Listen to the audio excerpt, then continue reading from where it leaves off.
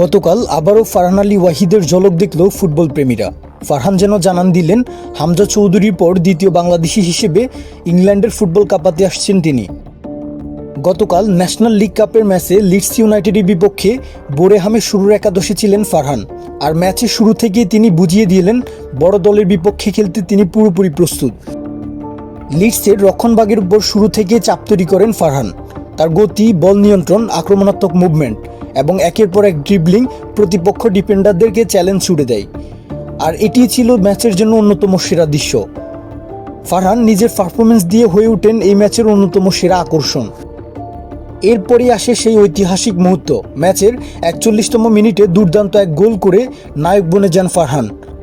শুধু গোল করেই থেমে থাকেননি ফারহান, এরপর ম্যাচে আরও একটি অ্যাসিস্টের দেখা পান এই ফুটবলার। যদিও শেষ পর্যন্ত অ্যাসিস্টটিকে আর কাউন্ট করা হয়নি। হামজা চৌধুরী ইতিমধ্যে ইংল্যান্ডের ফুটবলে নিজেকে অনন্য উচ্চতায় নিয়ে গেছেন, আর এবার সেই পথেই হাঁটছেন ফারহান। কে জানে, হয়তো খুব শীঘ্রই হামজা চৌধুরীর মতো অনন্য উচ্চতায় পৌঁছে যাবেন ফারহান। ফারহান আলী ওয়াহিদের এই পারফরমেন্সটা আরও বেশি বিশেষ, কারণ কিছুদিন পরই বাংলাদেশের জার্সিতে অভিষেক হবে ফারহানের। আর জাতীয় দলের জার্সি গায়ে জড়ানোর আগে ক্লাব ফুটবলে তার এমন পারফরমেন্স সত্যি আশা জাগানিয়া।